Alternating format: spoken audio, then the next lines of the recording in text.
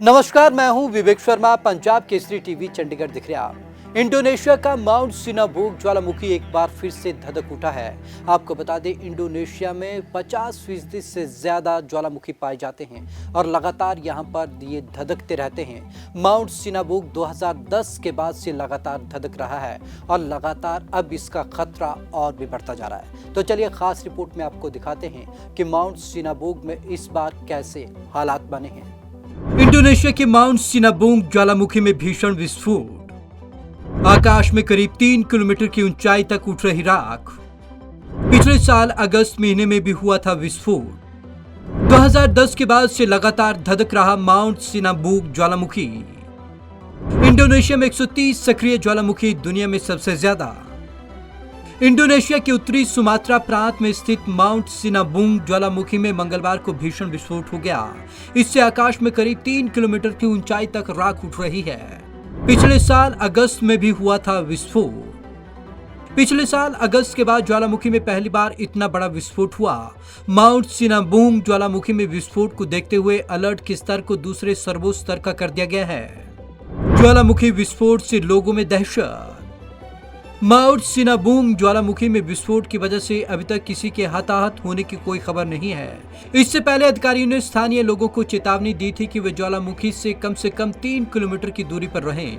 Social media पर viral हो रहे वीडियो में दिखाई पड़ रहा है कि स्थानीय लोग ज्वालामुखी में विस्फोट से भयभीत नजर आ रहे हैं। पैसिफिक रिंग ऑफ फायर पर आता है इंडोनेशिया।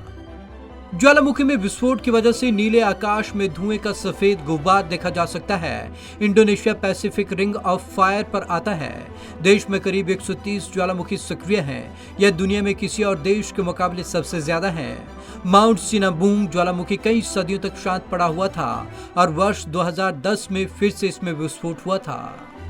सबसे ज्यादा सक्रिय ज्वालामुखी इंडोनेशिया में।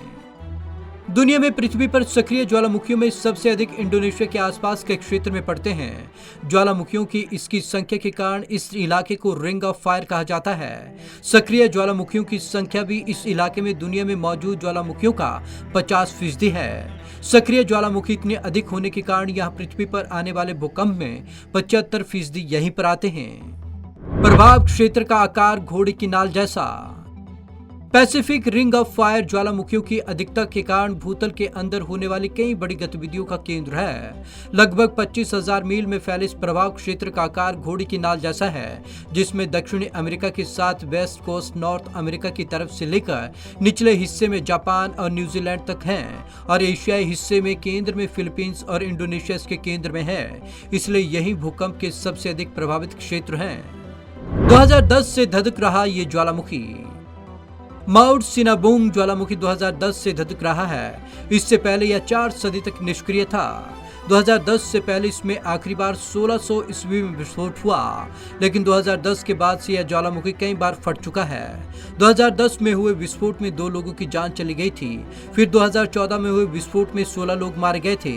2014 के बाद 2016 में हुए विस्फोट में 7 लोगों की मौत हुई थी। 2018 में भी इस ज्वालामुखी में विस्फोट हुआ था। वहीं पिछले साल अगस्त में जब इसमें विस्फोट हुआ तो इससे निकलने वाला धुआं और राख 5000 किलोमीटर तक फैल गया। धुएं और राख के गुब्बार की वजह से चारों ओर अंधेरा छा गया था, जिस कारण विमानों के भी आसपास के इलाके से गुजरने पर रोक लगा दी गई थी।